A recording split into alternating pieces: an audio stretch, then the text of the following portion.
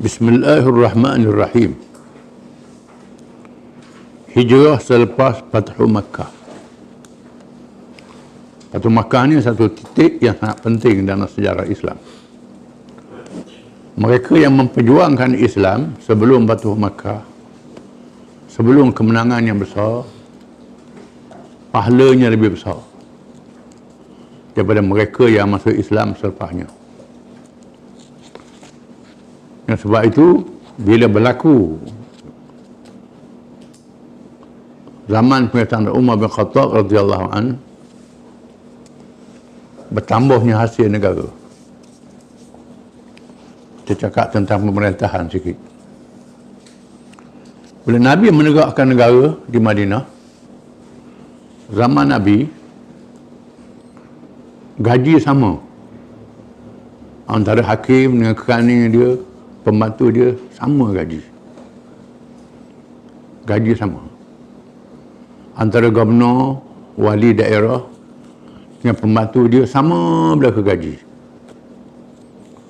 Ada yang kerja berat, ada yang mikir sampai tak tidur. Dengan tukang tulis saja sama gaji. Taswiyatul ata' dipanggil. Zaman Khalifah Abu Bakar sama juga gaji. Taswiyatul ata'. Zaman Sayyidina Umar, negara mendapat pendapatan yang banyak, melimpah ruah. Selepas kejatuhan Parsi dan Rom, dua kuasa besar dunia, sama ada zakat yang banyak, harta wakaf yang banyak, ghanimah yang banyak, faid yang banyak, termasuklah cukai yang dikenakan pada orang bukan Islam. Orang Islam dikenakan zakat, orang bukan Islam rakyat dikenakan cukai. Dinamakan jizyah dan kharaj. Menyebabkan banyak hasil negara. Bila orang Islam menakluk Parsi dan Rom, terdapat penemuan dalam pentadbiran negara, penemuan baru. Sebelumnya, perkara dunia ni Allah sangat suruh pada kebijaksanaan. Quran menunjukkan dasar saja. Al-Quran suruh al-hikmah, mengikut kebijaksanaan. Itu ada perkara itu. Kebijaksanaan ni tak ada nas. Bila berjumpa perkara yang molek, orang Islam ambil, walaupun daripada orang bukan Islam. Zaman Sayyidina Umar, terdapat penemuan sistem pentadbiran kerajaan Parsi dan Rom. Ada sistem skim gaji ikut grade, ikut kedudukan dalam pentadbiran. Maka Sayyidina Umar melaksanakan taqsimul ata', bukan taswiyatul ata'. Di mana antara Sayyidina Umar buat ialah mereka yang masuk Islam sebelum pembukaan Mekah, gajinya lebih mahal pada mereka yang masuk Islam selepas pembukaan Mekah. Ahli Badar gajinya mahal pada orang lain, orang yang tidak ahli Badar. Orang yang peranannya besar, gajinya mahal pada orang yang lain. Maka gaji hakim mahal pada gaji pembantu dia.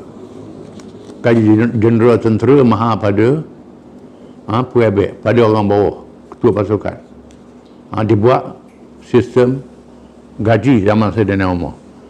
Termasuklah mereka yang masuk Islam sebelum pembukaan Mekah. Pada awal permulaan pemerintahan Sayyidina Umar, orang protes. Biasalah bila gaji tak sama ni, protes lalu. Temu Sayyidina Umar, tak ada ni bahasa apa ni, orang ni sama dengan tu. Sayyidina Umar kata, mereka ni berjuang dengan Nabi sejak daripada awal. Belum pada masuk Islam, perang dengan Nabi. Sayyidina Umar kata, aku tak akan sama orang yang berjuang dengan Nabi pada awal dengan mereka yang penuh perlawan Nabi macam masuk Islam kemudian. Senyap, dia kata. Termasuklah sebagai tambahannya dalam masalah pencen. Sayyidina Umar memberi pencen kepada isteri-isteri Nabi Ummahatul Mukminin radhiyallahu anhunna, ada pencen pada isteri-isteri Nabi. Pencen lah istilah sekarang ni, disebut atha. Nabi beri pada Aisyah lebih pada beri pada isteri-isteri yang lain, menyebabkan isteri-isteri yang lain protes. Sama-sama orang Puang protes juga. Dia tak jumpa dengan Sayyidina Umar, takut. Dia jumpa dengan Hafsah. Hafsah ni anak Sayyidina Umar, isteri Nabi. Hafsah jumpa dengan ayah dia, Khalifah Umar. Ayah, isteri Nabi ni protes pasal apa ayah beri mahal ke Aisyah ni. Kepada kami ni beri gaji murah. Sayyidina Umar kata, kalau ayahmu serupa dengan Abu Bakar, ayah Aisyah, aku beri sama. Sayyidina Umar kata, aku beri sama. Kerana Abu Bakar peranan dia sangat besar dalam sejarah Islam. Kalau ayahmu ni sama dengan ayah Aisyah, aku beri sama. Sayyidina Umar kan backing. Bila Aisyah tahu, Aisyah undur menyamakan pencen dia atok dengan orang lain sama. Itu cerita. Jadi Fathu Makkah ni mempunyai keistimewaan balik pada Fathu Makkah.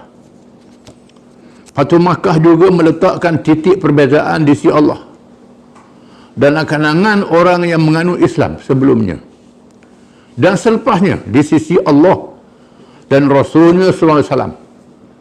Di sini dibuat dalam pentadbiran kerana perbezaan mengharungi cabaran dan ujian. Begitu juga perkara hijrah ke Madinah yang diberi fadilat besar tidak sama dengan hijrah yang berlaku selepasnya. Orang Bosnia hijrah masa negeri ditekan orang komunis. Orang Palestin sekarang ni negara takluk berhijrah selamatkan akidah dia. Tak sama dengan sahabat-sahabat Nabi yang berhijrah zaman awal Islam.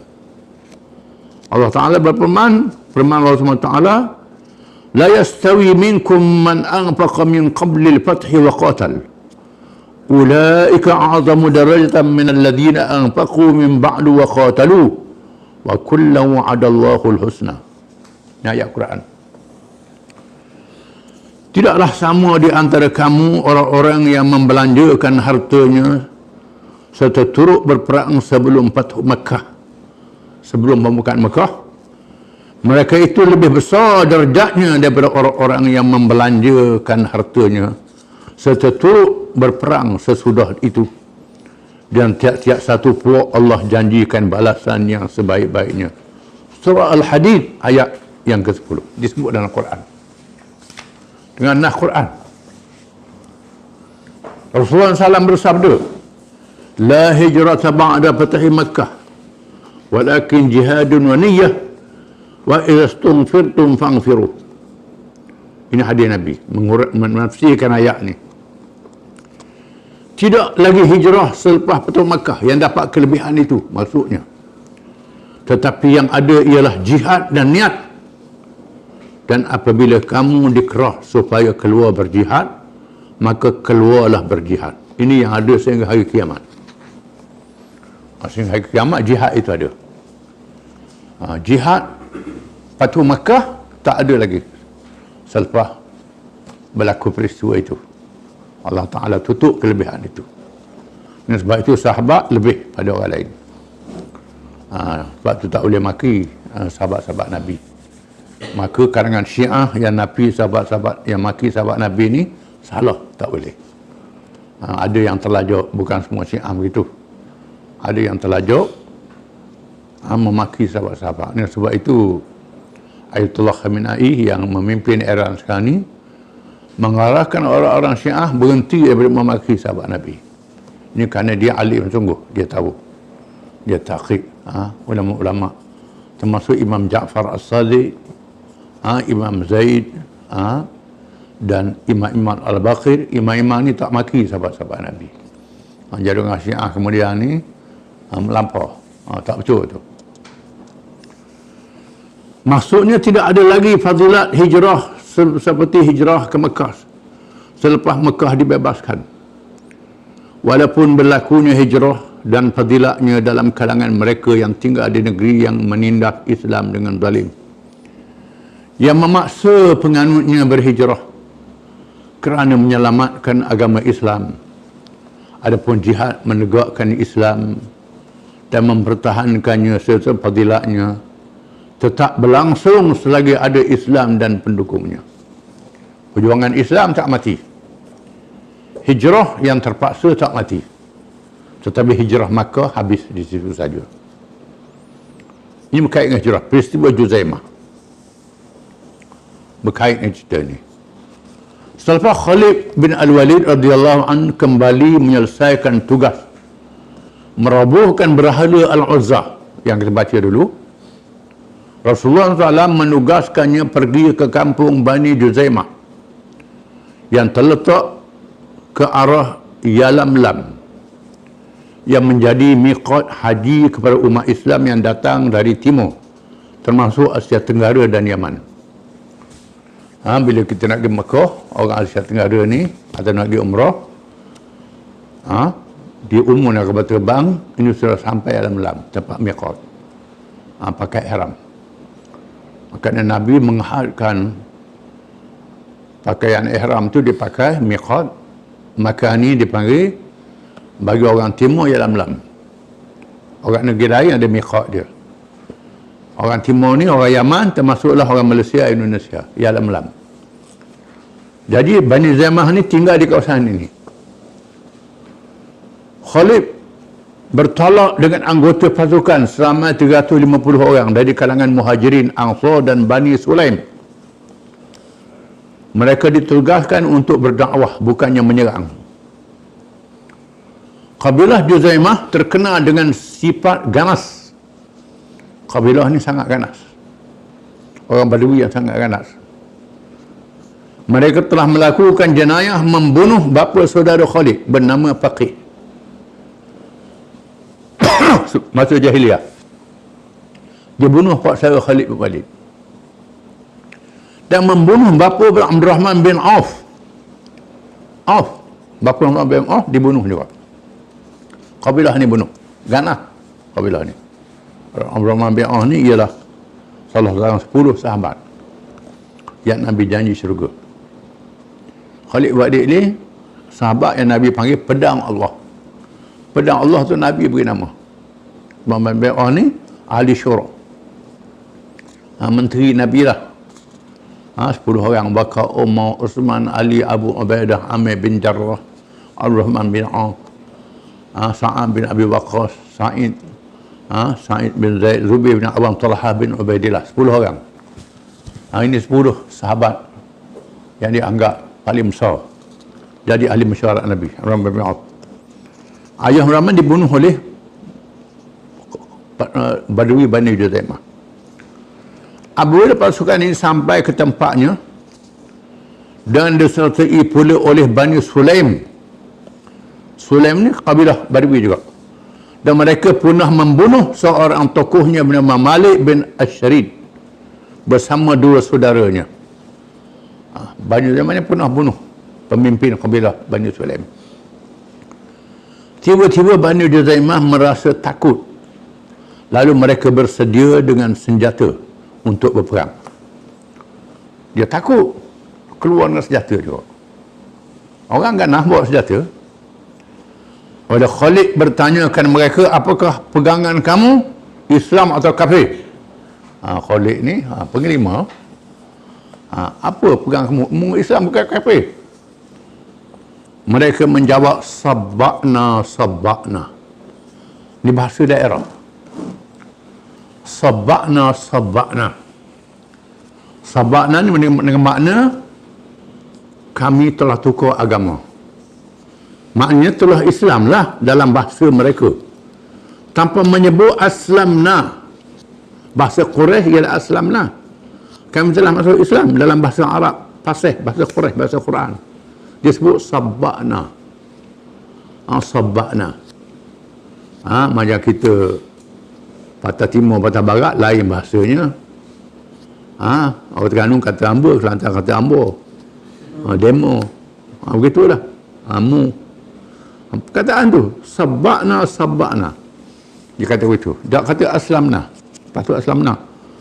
Khalid bertanya, mengapa kamu membawa senjata untuk berperang? Bawa senjata ni apa pula? Bawa senjata nak perang? Mereka menjawab, kami dalam bermusuhan dengan orang-orang Arab Badui sekitar ini. Kami tersalah sangka bahawa kamu adalah musuh. Kami ingatkan musuh. Sebab tu kami bawa senjata, kata mereka. Khalid memerintah supaya mereka meletak senjata. Dan mereka ditawan. Suruh letak senjata, tawan. Ikat, tawan. Suruh diri dah, tawan juga. Dan membahagikan tawanan itu dalam kalangan anggota tenteranya. Dia bagi kepada pasukan-pasukan tawanan ni. Suruh jaga. Bila tiba waktu sahur, Khalid memerintah supaya tawanan masing-masing dibunuh. Kerah ni. Suruh bunuh. Ini masa ni tak tahu hukum lagi. Dia bunuh. Adapun tentera dalam kalangan Bani Sulaim membunuh tawanan masing-masing. Bani Sulaim ni agak badui, tak ngaji, bunuh, ikut arahan ketua lah. Tetapi kalangan Muhajirin dan Ansar membebaskan tawanan masing-masing tanpa mentaati arahan Khalid. Muhajirin Ansar bebas. Tak ikut arahan jeneral. Tak ikut. Peristiwa ini sampai kepada pengetahuan Rasulullah SAW. Sampai ke Nabi cerita ni. Orang kabur ke Nabi. Orang kabur dah Khalid buat begini. Mengikut riwayat Abdullah bin Umar yang kabur. Dan Rasulullah SAW bertanya, adakah dalam kalangan kamu orang yang membantah tindakan itu? Ada orang larang bunuh tawanan ni. Mereka memberitahu bahawa Abdullah bin Umar radhiyallahu anhuma dan Salim radhiyallahu anhu bekas hamba pada Huzaifah membantah tindakan Khalid. Salim ni termasuk orang alim kalangan sahabat. Kalangan sahabat.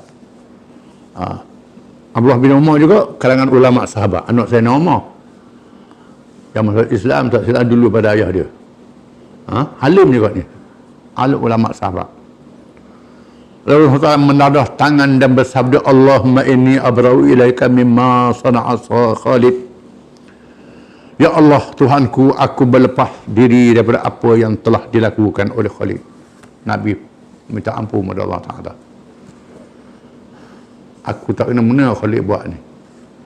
Khalid sudah buat salah.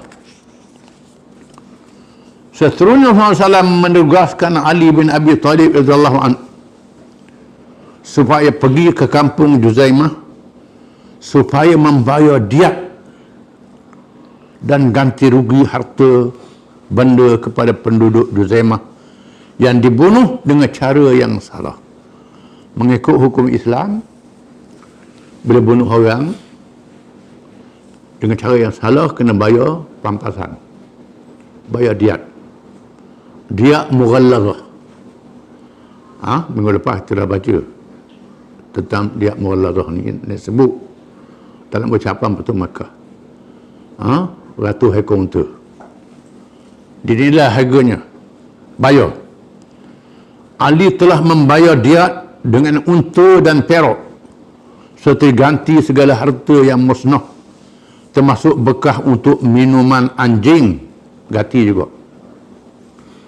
Bahkan diberi lebih daripada itu setelah ditanya harta yang musnah. Ditanya, dinilai harta-harta yang musnah, Sayyidina Ali bayar pampasan. Ini hukum Islam, syariat Islam. Berbeza dengan undang-undang antarabangsa pada hari ini. Undang-undang antarabangsa pada hari ini, negeri yang lemah aja, negeri yang kalah aja kena bayar. Hak menang, wadah tahu aja. Sejarah Perang Dunia Pertama, Perang Dunia Kedua, negeri yang kalah kena bayar. Negeri yang menang, kalau buat sadah tak kena bayar apa. Bahkan kuasa besar dunia yang ada kuasa bitur. Rusia tembak ke Bang Korea. Beberapa tahun yang lalu. Dia tembak ke Bang Korea, ketua awam. Jatuh. Dia tembak, tak ada apa-apa saja je. Amerika tembak ke Iran. tak ada apa-apa. Israel tembok kapal terbang Libya jatuh, tak ada apa-apa. Tak hukum apa-apa. Israel dilindungi oleh kuasa besar dunia. Kita orang Islam, bila buat silap, kena bayar. Walaupun kita menang, kita besar, kita kuasa besar. Tak mau bayar, tak apa, orang tak boleh lawan kita. Tapi tak boleh, dosa. Walaupun terhadap orang bukan Islam, tak boleh. Bani Zaimah ni, dia dah masuk Islam. Itu cerita lain lah. Bukan semua, mungkin ada yang tak masuk Islam. Tak kira apa, dia bayar ganti rugi. Ini undang-undang antarabangsa Islam. Yang beza undang-undang antarabangsa bukan Islam. Undang-undang antarabangsa bukan Islam ni termasuklah piagam bangsa-bangsa bersatu, perjanjian Geneva, perjanjian macam-macam. Saing perjanjian tu, undang-undang perang.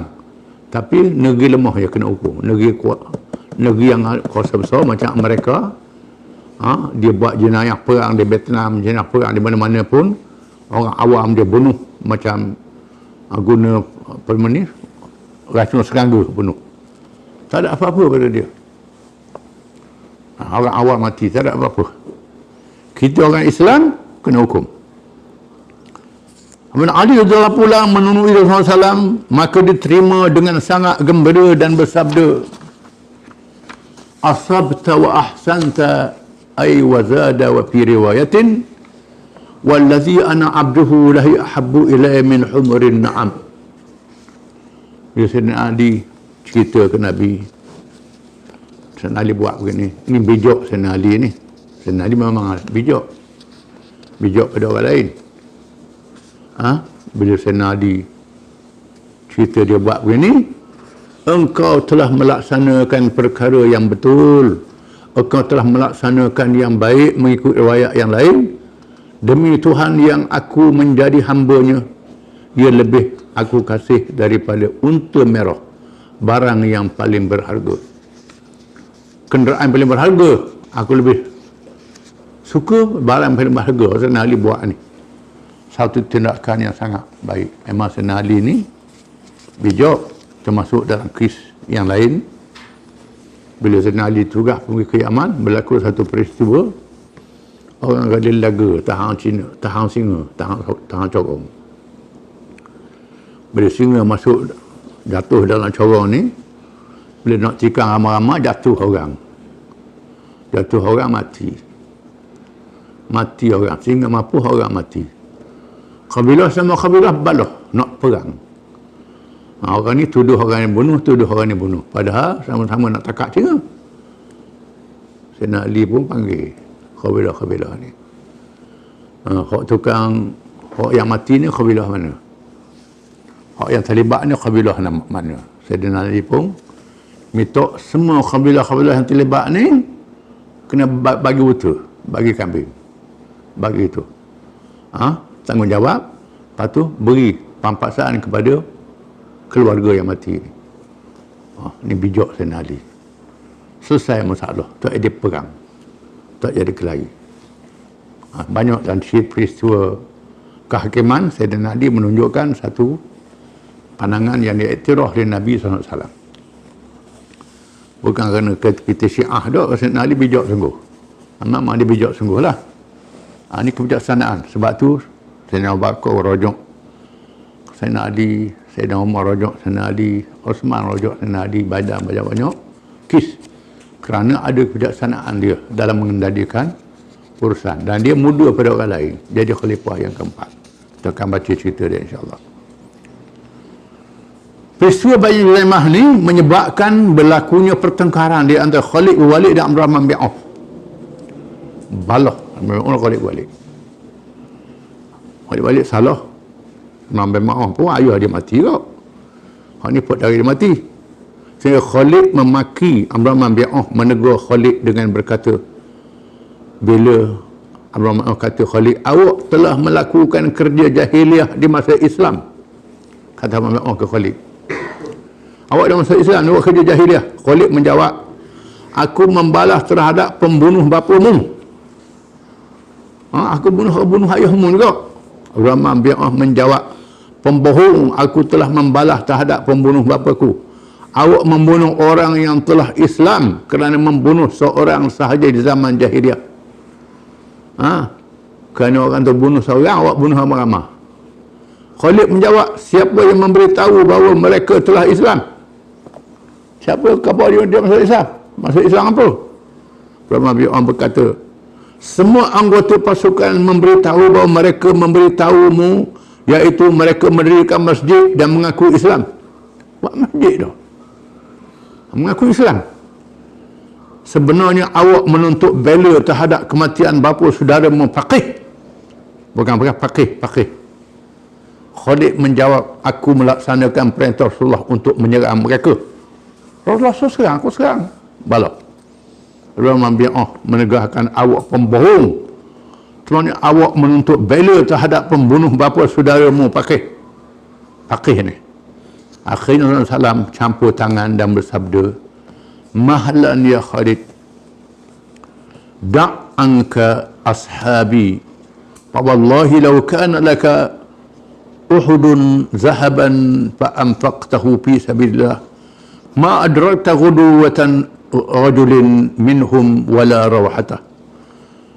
Berhentilah wahai Khalid, jangan memaki sahabatku yang awal masuk Islam. Orang ni masuk Islam yang awal. Maka demi Allah, kalau kamu mempunyai emas sebesar bukit Uhud, lalu kamu sumbangkan derma fi sabilillah, saya tidak dapat menyamakan amalan pagi dan petang dilakukan oleh mereka. Mengikut riwayat, secupuk ini belanjakan oleh orang yang masuk Islam sebelum pembukaan Mekah. Tak sama dengan emas sebesar bukit Uhud yang dibelanjakan oleh orang lain selepas itu. Kerana zaman itu zaman yang sangat getir, zaman sangat dahsyat. Peristiwa ini memberi pelajaran hukum Islam yang wajib ditunaikan walaupun di saat paling marah di medan peperangan. Jangan melampaui batas, tidak boleh memaksa ketika berdakwah. Tak boleh paksa berdakwah. Menerima iqrar masuk Islam tanpa mengucap dua kalimah syahadah. Kalau orang tu dia kata saya masuk Islam dah, dia tak mengucap lagi, Islam lah. Hukumnya begitu. Mengucap dua syahadah ni sebagai pengesahan saja. Dalil beberapa peristiwa menunjukkan bila orang tu kata saya dah percaya ke Islam ni, Islam lah. Tak mengucap syahadah ni nak mengesah, nak tu saja, merasmikan saja. Dan dengan apa sahaja ungkapan atau bahasa yang menunjukkan bahawa seseorang itu mengaku percaya kepada agama Islam. Dia cakap bahasa Inggeris, bahasa Cina, bahasa Jepun, bahasa apa, dia percaya ke Islam, Islam lah dia. Ni tak nak suruh sebut bahasa Arab, asyhadu anna Muhammadar Rasulullah, kalau tidak sah Islam. Ni tak betul. Dia mengucap, dia mengaku dengan bahasa dia sekalipun, bahasa orang asli ke, dia dah percaya ke Islam, jadi Islam. Dan cukup dengan pengakuan lidah. Adapun perkara yang tersembunyi dalam hati adalah urusan Allah, bukannya urusan kita. Ini yang pertama. Bila orang tu mengaku dia Islam, Islamlah. Hati dia, jangan. Kita campur, itu urusan Allah. Dia tanya pula, nak Ustaz nak kahwin ke? Nak masuk Islam nak ni? Itu hal lain. Itu hal lain. Saya dapati ada cerita, bila orang Islam, orang bukan Islam masuk Islam, tanya awak nak nikah ke? Kita tanya apa?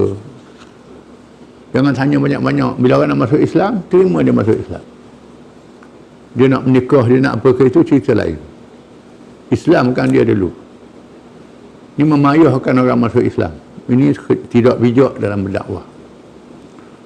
Wajib membayar diat kerana pembunuhan yang salah di dalam peperangan, dan membayar ganti rugi kerana kemusnahan harta benda. Kalau berlaku kemelangan dalam peperangan menyebabkan mati, walaupun musuh, kita silap, kena bayar ganti rugi. Ini hukum Islam. Kalau kita jadi kerajaan, kita jadi pemerintah, hukumnya begitu. Kalau rosak harta benda dia, tidak berkait dengan peperangan, tak berkait dengan peperangan, tak ada, bukan harta darurat, kena ganti harta tu. Ini hukum Islam. Wallahu a'lam.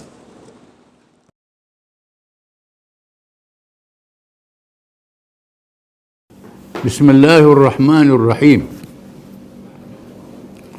Hasil Fathu Makkah. Beberapa pengajaran daripada pembukaan Makkah Al-Mukarramah. Setelah Makkah berjaya dibebaskan, dibuka untuk Islam sebebas-bebasnya. Peristiwa Fathu Makkah menghasilkan fadilat, kelebihan yang besar kepada sejarah manusia amnya dan umat Islam khasnya. Paling istimewa daripada kemenangan yang berlaku di medan-medan perang dari aspek sejarah Islam kerana perkara-perkara yang berikut.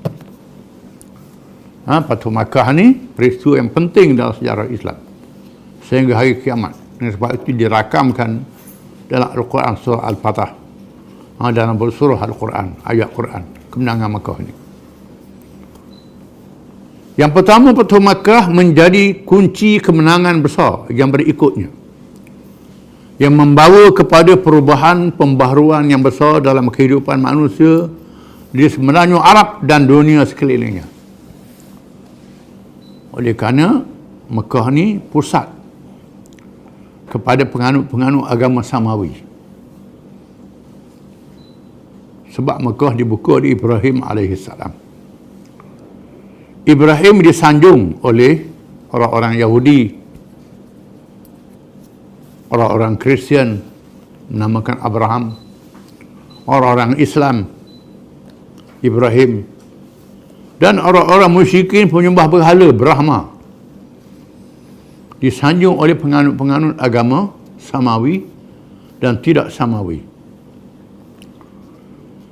Mekah diasaskan oleh Ibrahim AS, pusat kepada agama-agama dunia zaman dahulu. Bila Mekah dibebaskan oleh Islam, menganut Islam sepenuhnya, berlaku suatu tajdid, suatu gerakan pembaharuan dan islah kepada semenanjung Arab. Kalau tengok dalam peta dunia, semenanjung Arab ni ialah penemuan antara 3 benua besar: benua Asia, benua Afrika dan benua Eropah. Pusat dunia di situ.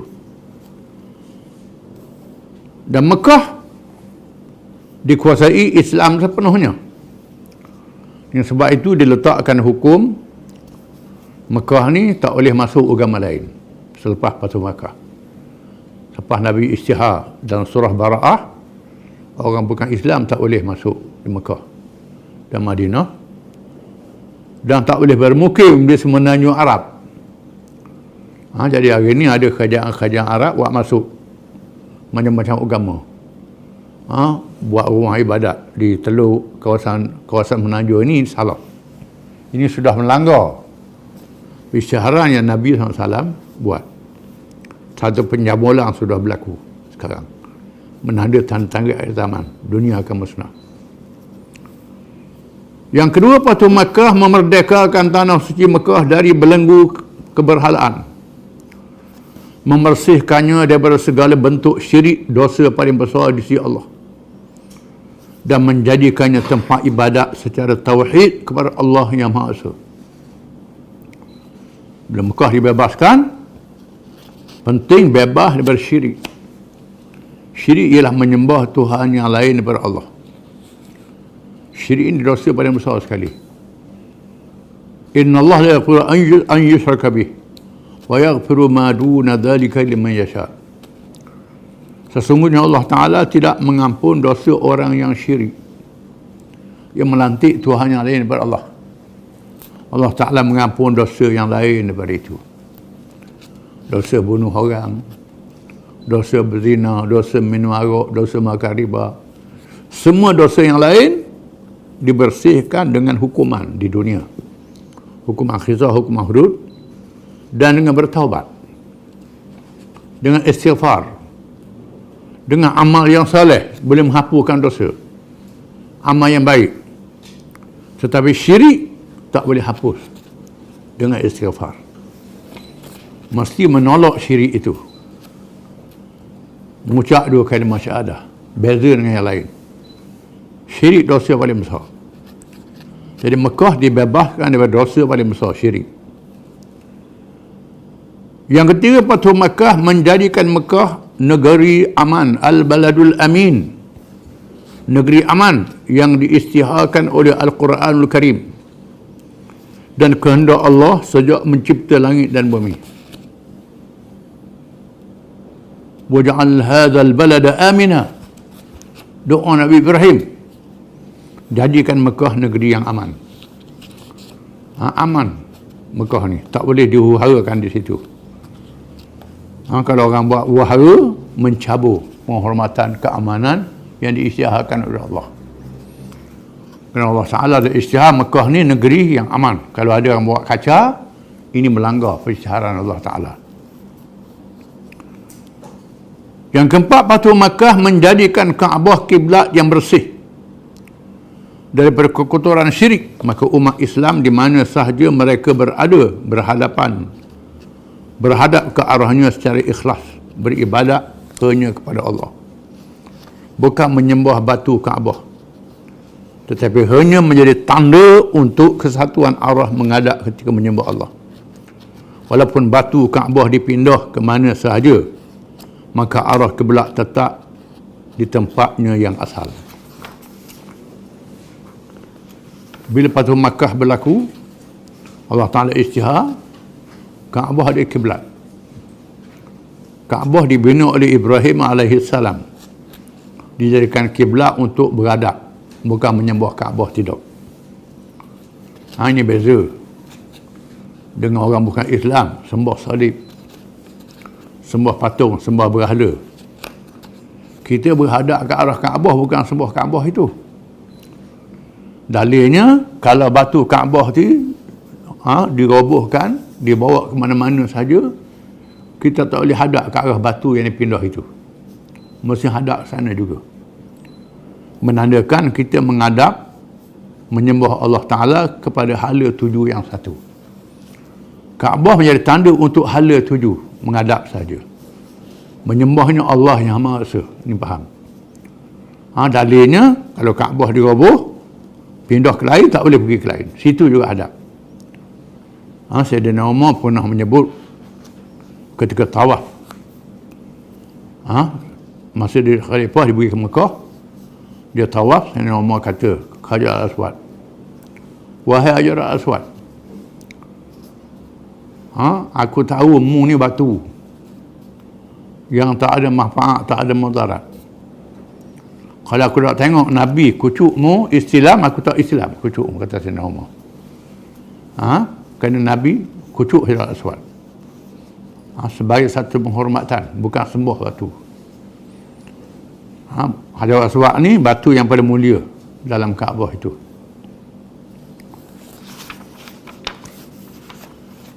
Yang kelima, Fathu Makkah membawa Rasulullah SAW kembali ke tanah air kesayangannya dengan kemenangan dan sifat seorang Rasul yang memimpin negara, bukan pemimpin sahaja, ada pendakwah sahaja. Selepas itu pulang semula ke Madinah. Nabi membebaskan tanah air dia yang tercinta, Makkah Al-Mukarramah, sebagai seorang pemimpin negara, yang memimpin dakwah, yang memimpin agama, memimpin segala-galanya. Imam semayang, imam kerajaan, imam perang, imam pejabat, imam segala-galanya. Ini Nabi. Jadi contoh kepimpinan dalam semua perkara. Kalau ada orang kata Nabi ni jadi imam semayang je, bukan imam negara, tu salah. Jadi imam semua, termasuk imam perang, imam damai, imam mentadbir, imam masyarakat, bukan saja imam semayang, imam dalam semua perkara. Imam ni ialah orang yang memimpin. Yang keenam, Fathu Makkah menggerakkan umat Islam supaya meneruskan perjuangan Islam yang bersifat alamiah, dunia sejagat, bukan hanya di sebenarnya tanah Arab. Maka seluruh kekuatan ruh dan kebendaan hendaklah dikorbankan bagi meninggikan kalimah Allah dan memenangkan Islam sehingga mengatasi yang lain, di mana perjalanannya tidak putus dengan Fathu Makkah. Kewafatan Rasulullah SAW, kematian para sahabat radhiyallahu anhum, dan generasi yang berikutnya sehinggalah Allah menamatkan ajalnya. Generasi awal telah melaksanakan misi ini sehingga cahaya Islam menyinari sebahagian besar muka bumi, dan dilaksanakan janji Rasulullah SAW bahawa cahaya Islam akan sampai di mana sahaja sampainya cahaya matahari di seluruh pelosok bumi. Rahmat dan keadilan Islam tetap dirasai dan disedari walaupun negara Islam yang berdaulat hampir dilupai. Fathu Makkah tidak mematikan penyebaran Islam ke seluruh dunia. Dan sebab itu Nabi pulang ke Madinah semula untuk menyambung perjuangan. Kalau tidak kan, lepas Fathu Makkah duduk senyap di Mekah tu. Tunggu mati je lah. Tidak. Lepas Fathu Makkah, Nabi pulang ke Madinah dan menyambung dakwah. Dia sambung oleh sahabat-sahabat radhiyallahu anhum. Disambung oleh umat Islam kemudian ke seluruh pelosok dunia. Mereka menjalankan tugas walaupun mereka berniaga, sebagai contohnya. Peniaga-peniaga yang datang ke alam Melayu ni, datang untuk apa? Untuk meniaga je, lepas tu tunggu mati. Tidak. Mereka datang meniaga bawa Islam, mati sini. Sahabat mereka bawa Islam di sana, mati di sana. Di mana saja mereka pergi, mereka bawa Islam. Meniaga ni untuk cari kekuatan, untuk menegakkan Islam. Bukan untuk makan saja. Manusia makan untuk hidup dan berbakti kepada Allah, bukan hidup untuk makan. Kalau orang tu hidup untuk makan tu tak betul. Macam binatang lah, hidup untuk makan. Kita makan untuk hidup dan beribadat pada Allah Ta'ala, berbakti pada Allah Ta'ala, menyebarkan agama dia.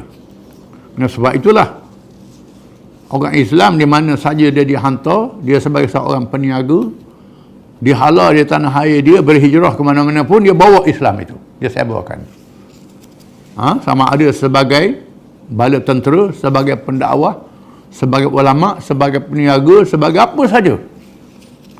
Di mana dia pergi, dia bawa Islam. Mesej dakwah, risalah dakwah.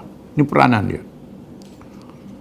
Yang ketujuh, Fathu Makkah telah memerdekakan manusia dari belenggu ketakutan, kezaliman dan kejahilan, sehingga pembawa ubur pertamanya tidak takut melainkan Allah ketika berdepan dengan kuasa besar dunia. Seterusnya berjaya menundukkan kuasa besar itu dan melahirkan hadarah Islamiah, tamadun Islam untuk seluruh manusia, sehingga mereka mengenal kebebasan yang sebenar, hak asasi manusia mengikut fitrahnya, sifat semula jadinya, dan kemajuan sejati. Berlakunya pemesongan jalan ialah kerana tidak menerima Islam yang syumul, yang sempurna. Fathu Makkah memerdekakan manusia daripada ketakutan. Selama ni orang takut nak lawan musuh-musuh yang ramai. Orang musyrikin semua lawan Islam belaka. Madinah kecil saja. Tiba-tiba Madinah yang kecil itu berkembang, mengalahkan musyrikin, mengalahkan bala tentera Ahzab. Lepas Nabi wafat, mengalahkan Parsi dan Rom. Islam masuk ke China, masuk ke India, masuk ke pelosok dunia.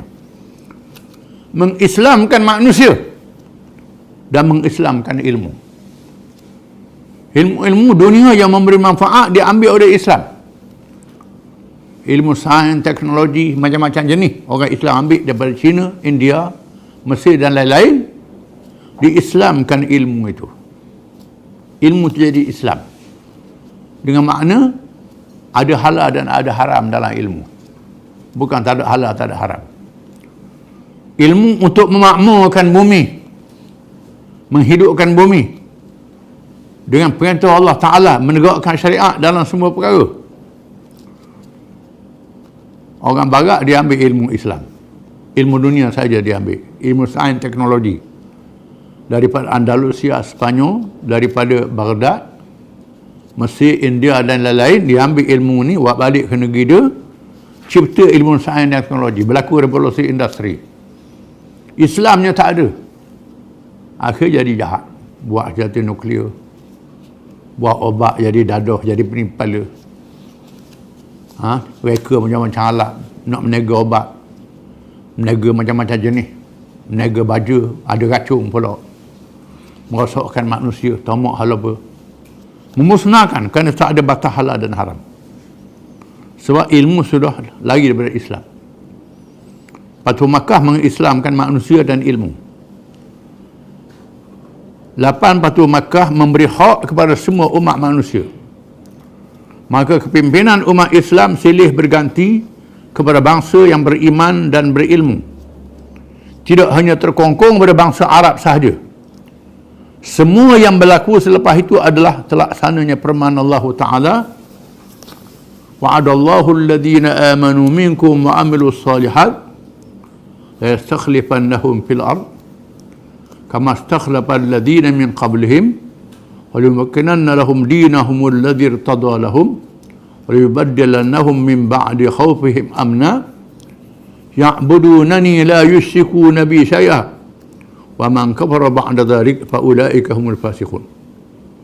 Surah An-Nur ayat 55. Yang bermaksud Allah telah berjanji kepada orang-orang yang beriman dalam kalangan kamu dan mengerjakan amal yang soleh, bahawa ia akan menjadikan mereka orang-orang yang berkuasa memerintah di bumi, sebagaimana ia pernah mengurniakan kuasa memerintah kepada orang-orang yang lebih dahulu daripada mereka, dan ia menjadikan agama Islam yang ia redha menjadi anutan mereka, teguh berkuasa, dan ia menukarkan untuk mereka daripada ketakutan kepada keamanan. Mereka mengabdikan diri kepadaku Allah, mereka juga tidak menyekutuiku Allah dengan sesuatu yang lain, dan sesiapa yang kufur selepas itu mereka menjadi orang-orang yang fasik. Menunjukkan mana-mana mereka bangsa yang beramal dengan Islam, Tuhan jadikan dia memimpin. Bila tinggal Islam jatuh, walaupun dia orang Islam.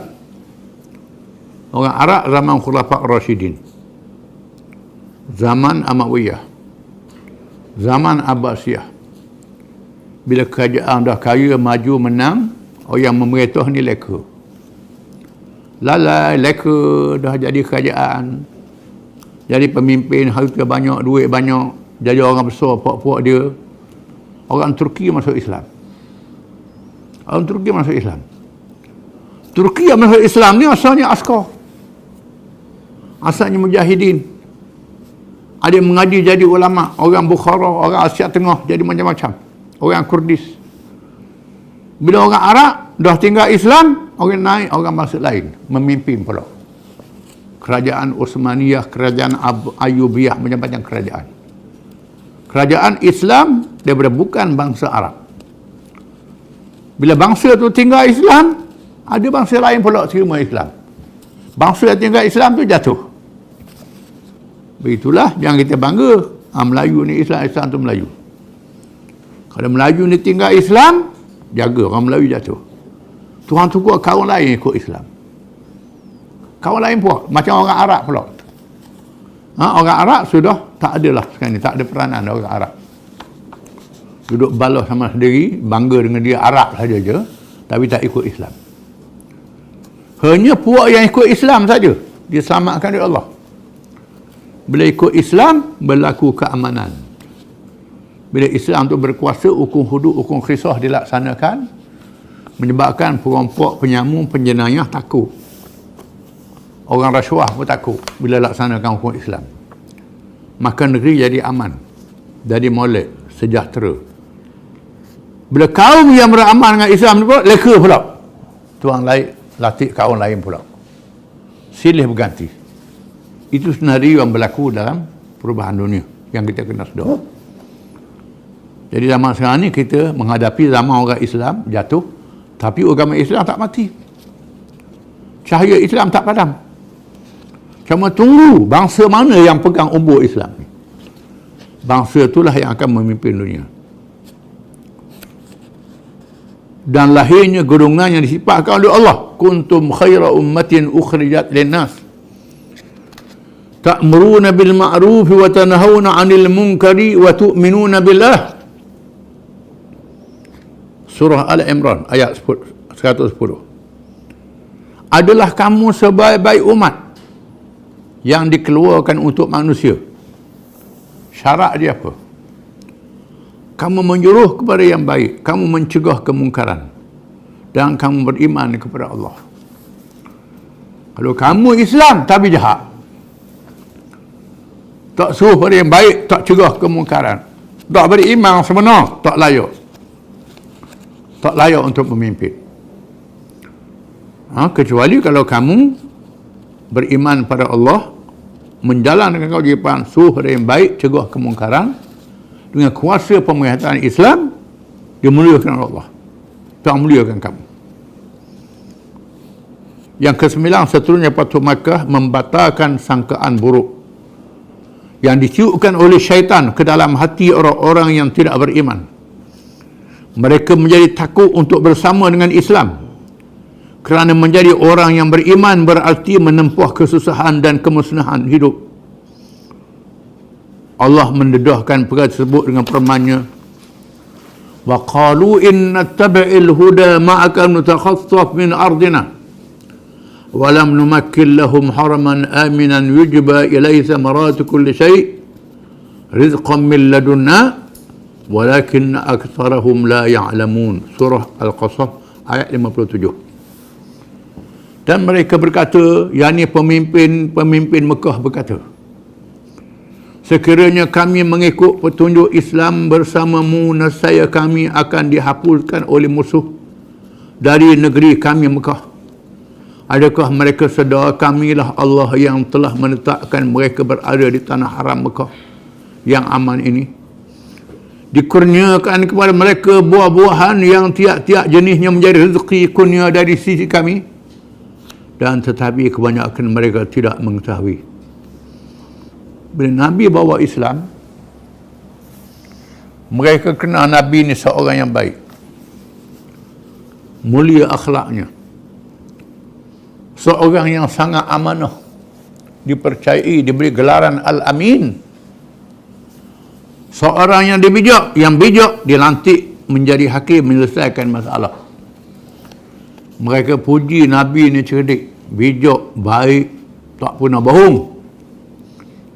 Bila Nabi ajak masuk Islam, takut nak ikut Nabi. Mengapa? Kerana Islam yang dibawa ni pelik pada orang. Ajaran pelik pada seluruh dunia.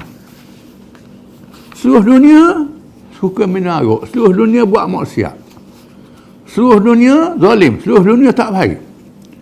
Tiba-tiba kamu bawa satu ajaran yang baik, pelik pada dunia. Bahaya ni. Macam mana nak berjaya ajaran macam ni? Seluruh dunia kepung. Tuhan kata, kamu tak sedar ke duduk di Mekah ni negeri yang kering, tak ada hasil apa pun. Tuhan beri rezeki, buah-buah banyak di Mekah. Orang pergi umrah sekarang ni tahulah, Mekah tu padang pasir, tapi semua buah ada di Mekah. Mekah tak ada industri, semua barang ada di Mekah. Semua jenis kereta ada di Mekah, dikumpulkan di situ. Ini menakjubkan. Sampai hari ni berlaku begitu. Tuhan suruh kita pergi tengok, mengambil hikmat Makkah Al-Mukarramah. Jangan pergi melancong saja, pergi bilang tiap masjid, bilang pintu masjid, tak ambil pengajaran hikmat daripada kehebatan Mekah ini. Ini perangai orang musyrikin dulu, tak percaya Nabi boleh menang. Tiba-tiba berlaku Fathu Makkah, berlaku Parsi dan Rom jatuh dan tumbang dalam sekelip mata saja. Berlaku. Tuhan boleh buat. Walillah junudus samawat, bagi Allah pada tentera langit dan bumi. Tuhan boleh ubah dunia dalam sekeliling mata. Kita tengok hari ni, bagaimana cara nak jatuh kuasa besar dunia yang kaya sangat, yang mewah sangat, yang kuat senjata dia, yang hebat, nak jatuh macam mana.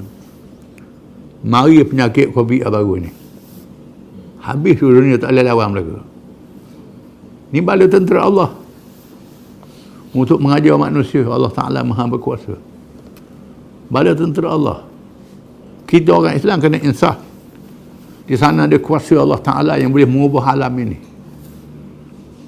Cuma kita mesti memimpin bersama dengan Islam. Kalau tak balik pada Islam, macam sudahlah, macam tu jugalah. Tuhan boleh jatuhkan kuasa-kuasa besar dunia dalam sekelip mata saja. Mana ada kuasa besar dunia kekal? Rom, Parsi, termasuk kuasa Islam. Nabi Sulaiman, Zulkarnain jatuh.